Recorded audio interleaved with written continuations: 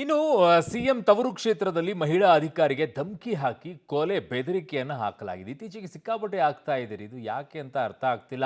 ಭಯ ಇಲ್ವಾ ಅಥವಾ ಏನು ಅಂತ. ಸರ್ಕಾರದ ಸ್ವಾಧೀನಕ್ಕೆ ಪಡೆಯಬೇಕಾದ ಜಮೀನನ್ನ ಪರಿಶೀಲನೆ ಮಾಡೋಕೆ ತೆರಳಿದಂತ ಗ್ರಾಮ ಆಡಳಿತ ಮಹಿಳಾ ಅಧಿಕಾರಿ ಹಾಗೂ ಗ್ರಾಮ ಸಹಾಯಕನಿಗೆ ಕೊಲೆ ಬೆದರಿಕೆ ಹಾಕಿ ಅವಾಚ್ಯ ಶಬ್ದಗಳಿಂದ ನಿಂದಿಸಲಾಗಿರೋದು. ಗ್ರಾಮ ಆಡಳಿತಾಧಿಕಾರಿ ಬಂಡಿಪಾಳ್ಯ ವೃತ್ತದ ಜಿ ಭವ್ಯ ಗ್ರಾಮ ಸಹಾಯಕ ನವೀನ್ ಕುಮಾರ್ಗೆ ನಿಂದಿಸಲಾಗಿದೆ ಅಂತೆ. ಮೈಸೂರು ತಾಲೂಕು ಗುಡುಮಾದನಹಳ್ಳಿ ಗ್ರಾಮದಲ್ಲಿ ಈ ಘಟನೆ ನಡೆದಿರೋದು. ಜಿಎಂ ಪುಟ್ಟಸ್ವಾಮಿ ಅನ್ನೋರು ಬೆದರಿಕೆ ಹಾಕಿದಂತ ಆರೋಪಿ ಧಮಕಿ ಹಾಕಿ ಕೊಲೆ ಬೆದರಿಕೆಯನ್ನು ಹಾಕಿದಂತ ದೃಶ್ಯಗಳು ಕೂಡ ಈಗ ಮೊಬೈಲ್ನಲ್ಲಿ ಸೆರೆಯಾಗಿದೆ. ಅದನ್ನು ನೋಡ್ತಾ ಇದ್ದೀರಾ.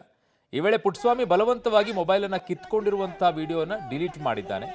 ಗುಡುಮಾದನಹಳ್ಳಿಯಲ್ಲಿ ನಿಮಾನ್ಸ್ ಮಾದರಿ ಆಸ್ಪತ್ರೆ ನಿರ್ಮಾಣ ಮಾಡೋಕ್ಕೆ ಒಟ್ಟು 20 ಎಕರೆ ಸರ್ಕಾರಿ ಜಾಗವನ್ನು ಮೀಸಲಿಡಲಾಗಿದೆ. ಸಿದ್ದರಾಮಯ್ಯನವರ ಕನಸಿನ ಯೋಜನೆ ಇದಾಗಿದೆ. ತಮ್ಮ ಸ್ವಕ್ಷೇತ್ರದಲ್ಲಿ ಆಸ್ಪತ್ರೆ ನಿರ್ಮಾಣಕ್ಕೆ ಸಿದ್ದರಾಮಯ್ಯನವರು ಆಸಕ್ತಿ ತೋರಿಸಿದ್ದಾರೆ. ಈ ಹಿನ್ನೆಲೆಯಲ್ಲಿ ಜಾಗ ಗುರುತಿಸಿ ಸ್ವಾಧೀನ ಪ್ರಕ್ರಿಯೆಗೆ ಆದೇಶಿಸಿ ಜಮೀನು ಪರಿಶೀಲನೆಗೆ ಮಹಿಳಾ ಅಧಿಕಾರಿ ಹೋಗಿರ್ತಾರೆ. ಆ ಸಂದರ್ಭದಲ್ಲಿ ಆಗಿರೋದಿದೆ.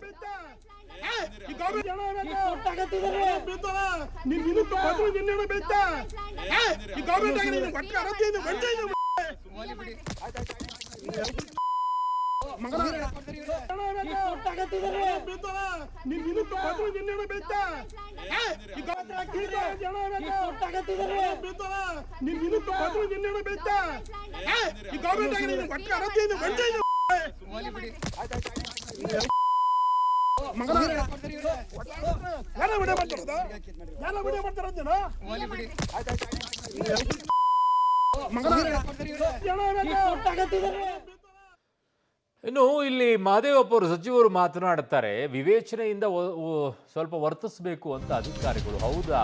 ಕರೆಕ್ಟಾ ಸರ್? ಎಲ್ಲೋದ್ರು ಅಮೃತ ಗೌಡ ಅವ್ರ ಮೇಲೆ ಆವಾಜ್ ಹಾಕ್ದಂಥವ್ರು ಪಾಪ ಸಂಯಮದಿಂದ ವರ್ತಿಸಬೇಕಾಗಿತ್ತ. ವರುಣಾ ಕ್ಷೇತ್ರದಲ್ಲಿ ಅಧಿಕಾರಿಗಳ ಮೇಲೆ ಭೂಮಾಲೀಕ ದರ್ಪ ತೋರಿಸಿದ್ದಕ್ಕೆ ಸಚಿವ ಮಹದೇವಪ್ಪ ಪ್ರತಿಕ್ರಿಯೆ ಕೊಟ್ಟಿದ್ದಾರೆ. ಜನರು ಕೂಡ ಸಂಯಮದಿಂದ ಇರಬೇಕು. ಅಧಿಕಾರಿಗಳು ಜನರ ಸಮಸ್ಯೆಯನ್ನ ಸೌಜನ್ಯದಿಂದ ಕೇಳಬೇಕು. ಅಧಿಕಾರಿಗಳು ಸ್ವಲ್ಪ ವಿವೇಚನೆಯನ್ನ ಬಳಸಬೇಕು ಅಂತ ಸಚಿವ ಮಹದೇವಪ್ಪ ಅವರು ಹೇಳಿದ್ದಾರೆ.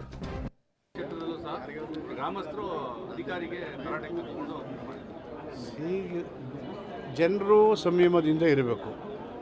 ಅಧಿಕಾರಿಗಳು ಜನರ ಸಮಸ್ಯೆಗಳನ್ನು ಸೌಜನ್ಯದಿಂದ ಕೇಳಬೇಕು, ಬಗೆಹರಿಸೋದನ್ನು ಮಾಡಿಕೊಡ್ಬೇಕು. ಸೊ ಆವಾಗ ಅಧಿಕಾರಿಗಳ ನಿರ್ಲಕ್ಷ್ಯ ಆದರೆ ಅಥವಾ ಪ್ರಜೆಯವರು ತನ್ನ ಸಮಸ್ಯೆಗಳನ್ನು ಬಗೆಹರಿಸ್ಕೊಳ್ಳಿ ಸೌಜನ್ಯದಿಂದ ನಡ್ಕೊಳ್ಳದೆ ಹೋದರೆ ಅವೆರಡೂ ಸರಿ ಇಲ್ಲ. ಬಟ್ ಅಧಿಕಾರಿಗಳು ಸ್ವಲ್ಪ ವಿವೇಚನೆ ಬಳಸಬೇಕು.